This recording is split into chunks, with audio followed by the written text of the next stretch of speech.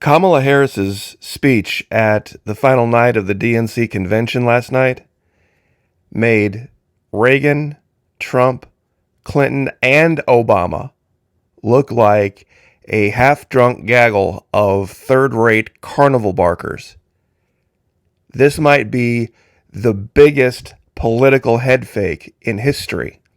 And I think Trump knows it. His lack of energy at his last two events is now palpable. Many people are noticing this. A couple videos ago, I made the allegation that I don't think he wants to be the nominee anymore. And right now, I don't think I can blame him, to be very honest. But in Arizona today, he said some things that many people missed. And I would like to cover this. And I'll be honest with you guys, this could be worse than what Reagan did to Carter. I know that's a big statement coming from as far behind as she was, but the change between the energy behind Biden and the energy behind her is night and day. It's battlefield of the mind. I know a lot of you are like, Florida Maquis, my mind has been made up for a long time. I'm voting for Trump. I know. I agree. That group of people, nothing has changed. But even Mr. Trump knew that he couldn't win with just the MAGA base. Why do you think he keeps trying to talk about poor old Joe Biden? How many of you heard that today? Like, boy, what they did to Joe Biden, terrible. I almost feel bad for the guy. Wow. Why would he say something like that? You see, he's grasping for new groups of voters because he knows he can't win with just his base. Not enough people. There's just not enough people in the hardcore Trump group. But it's battlefield of the mind. If you'd like to join us, Florida Maquis Patreon channel, $1 per month, even less if you sign up for an entire year. Fully refundable first 90 days, no questions asked. Hundreds and hundreds of videos. You've got nothing to lose. Give it a shot. We're going to be putting up a brand new video over there next 2 days. And it's going to contrast a couple of different things that we're going to kind of allude to today in this video. But of course, here on YouTube, we've got to keep things a little bit closer to the vest so it don't get taken down. First thing Mr. Trump talked about was this looming possible tomorrow. I guess it would be today. It's about 2 o'clock in the morning Eastern time right now. This looming possible dropout of the race of RFK Jr. and him supporting Trump, endorsing Trump, all this kind of thing. When asked about this today at the border, how many of you caught this little snippet where Mr. Trump said, yeah, I would be honored to have his support and his endorsement. It's really hard. He's trying to do third party. And here's what he said that really perked up my attention. It's not the way they really designed it. Things have been set. Were set up to be a two-party system. He was referring to the founding fathers, referring to our country being set up for a two-party system when that was never the case. Never the case. They would have absolutely balked at the idea. Go back and listen to it. It was the very first question he took after he got done talking. It was about RFK Jr. He truly believes that our country was set up to run on Republicans and Democrats. And how many of you remember the whole snafu about him guarding the airfields thing, Independence Day? But it gets even better. You see, part of me almost wants to feel bad for the guy because he's got this need. He's got this need to feel loved and to feel adored and to feel appreciated. And now he's got to speak from behind bulletproof glass. You know what that's got to be doing to this guy's head? Be like, oh, you're so brave, so brave. A woman passed out and he walked out from behind the glass. See, I think that was kind of a need. But the one thing that Mr. Trump did in his little event down in this area of Arizona that really kind of, how would the Family Guy character have, you know what grinds my gears? You know what really grinds my gears? Is when people try to make their own grief worse than anyone else's. In fact, I brought up a screenshot from Hamlet because the speech that was given here kind of popped to mind.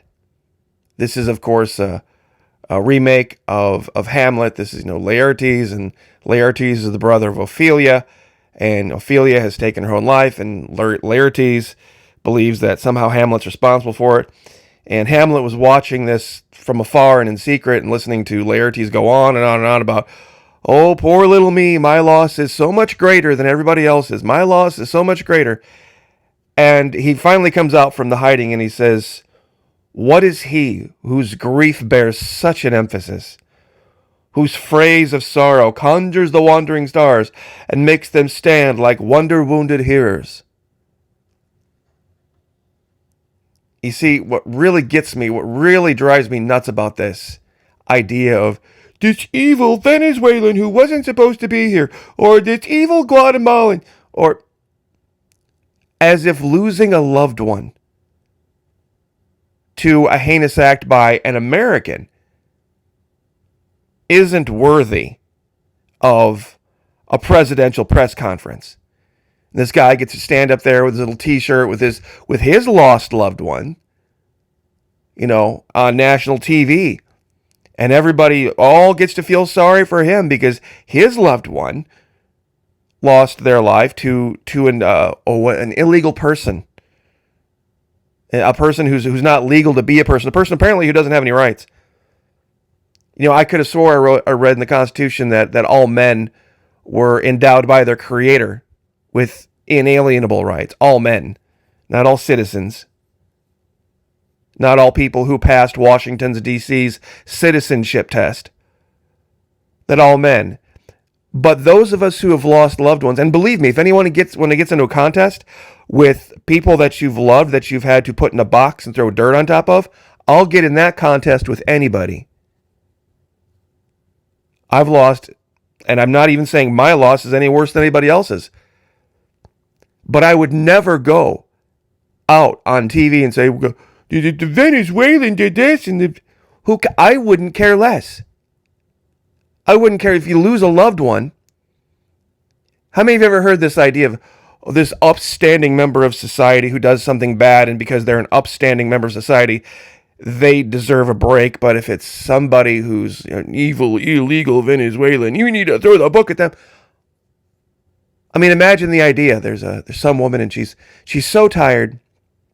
She's so tired. She's driving home. She had a long day volunteering at the local nursing home, and she spends all of her weekends volunteering at the local puppy and kitten shelter too, on top of taking care of all of her kids and being active in her local PTA. And she's just dozing off at the wheel, and she doesn't see the light turn red. And there's this prostitute that walking across the street, and she's got a 40-ouncer in her hand, and she hits her. You're like, well, we shouldn't put the woman who killed the prostitute in jail because she's an upstanding member of society. Think of all the puppies and kittens that she's helping to foster and all of the elderly that she's helping to. And that other woman, she was a piece of crap in society. She was a prostitute and a drinker, and she hadn't been out there drinking. You're not supposed to really be walking down the road with a beer in your hand anyway, so we shouldn't honor that loss, should we? We shouldn't put that on TV, should we? Nobody's loss is any greater than anyone else's. No one's loss is any greater than anyone else's. Can you imagine? How many of you remember the scripture in the Bible when Jesus looked at, I believe it was Stephen. Don't quote me to this.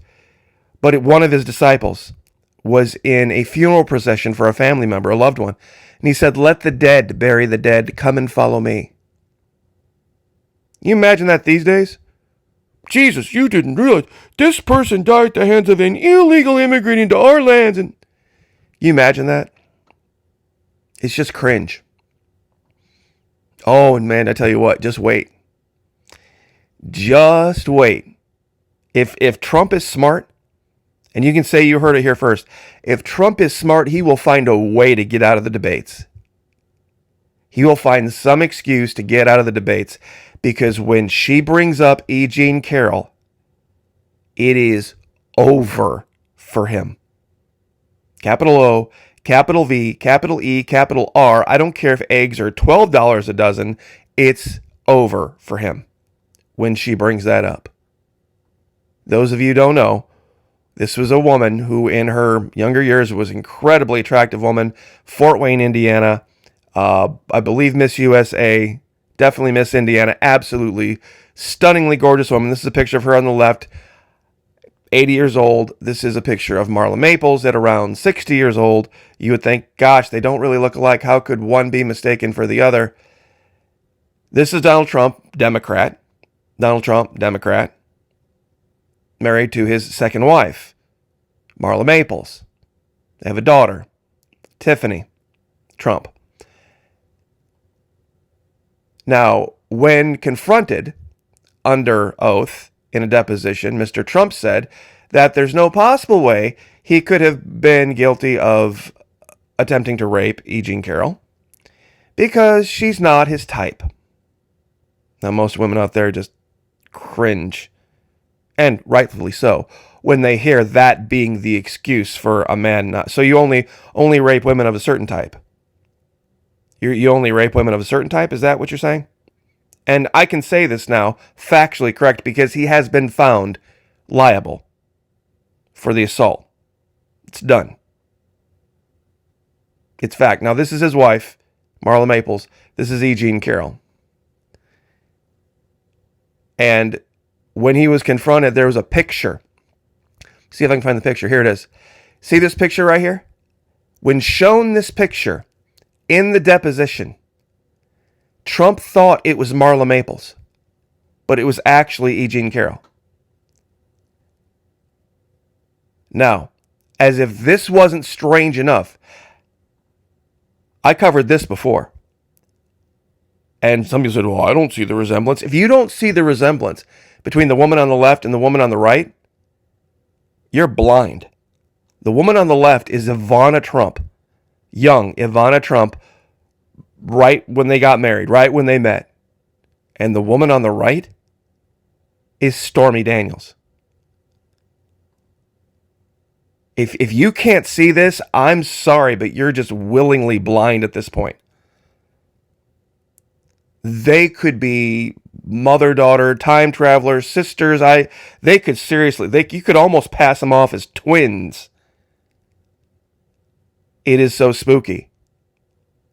So the porn star that he was allegedly at the golf place with Bill Clinton and a whole bunch of other lefty liberals in front of a Wicked Pictures logo, taking pictures that he allegedly didn't sleep with, is a dead ringer for his first wife, who at one time also accused him of forcing himself on her, along with 25 other women. And you can look that up. That's factually correct too. Where there's smoke, there's fire. And this isn't going to matter. Why, Florida Marquis, didn't you see that they lied about the jobs report? Why do you think they released it now? Nobody's going to remember this in November. Nobody is going to remember this in November. And like I said, $12 a dozen eggs isn't going to matter. It isn't going to matter. When it comes right down to it, it's really the OnlyFans argument, once again, rearing its ugly head. The rich old perv that's going to buy your groceries for you and make your groceries cheaper? Or her? Or Kamala Harris? See, you can, and Trump also said the most unbelievable thing about, he said, and I want to get this right, 15 years ago, he said 15 years ago, San Francisco was a great city, now it's unlivable. Quote, Donald Trump. 15 years ago was when she was a prosecutor there, and Gavin Newsom was the mayor there. And somebody on Fox News, actually somebody on Fox News that caught it. It's like Trump just said 15 years ago that San Francisco was a great city. 15 years ago, both Kamala Harris and Gavin Newsom were city officials. It's just unbelievable to me. So stick a fork in it. Like I said, it's over. It's over, and history is going to record this was the time. They're going to look back at how it happened, why it happened, and they're going to say, and it's an energy thing. He blew his emotional wad going after other Republicans, going after DeSantis, going after Nikki Haley, going after all of the people that were trying to provide a somewhat more sane option for November. And he blew his emotional wad on that. And then everything that happened in Pennsylvania, all going to get forgotten. It is all going to get forgotten because it's going to come down to morality. And I think it's kind of ironic, ladies, those of you out there who are Trump supporters. I think it's very ironic you have beaten my channel up over the last 2 years because I've been talking about this whole OnlyFans thing. Well, guess what? You've just got proven right. Florida Maquis, if it comes down to morality or money, I'm choosing morality every time. Well, guess what the country's going to do? Guess what the country's going to do? Young women will say, you know what? Even if things stay more expensive, we'll double up. We'll triple up. We'll quadruple up. But we're not going to vote for this guy. I don't care how much money he's going to save us. I don't care how much better he thinks he's going to do with the stock market or do with prices or whatever. We're not going to vote for this guy. We'd rather be poor. And I mean, forget the whole abortion thing, the whole Roe v. Wade thing. That alone is probably going to do it. So, just saying, don't kill the messenger. God bless. Thank you guys so much, everyone who's continuing to sign up over at the Florida Maquis Patreon channel. Those of you who are already there and staying there on a monthly basis, God bless you. Thank you so much. It means more than you know to me. It truly does. $1 US, guys. And like I said, there are videos we've been doing weekly or maybe even a little bit more often, sometimes less, videos over there for the last, since about 2018. So, I mean, there's hundreds of videos over there that you've never before seen. It could not possibly be seen on YouTube because some of the content's a little bit, more racy. So we will leave it there. God bless. Pray for each other. Pray for me. I'll pray for you. Lift each other up. Like, share, subscribe. I'll see you guys next time.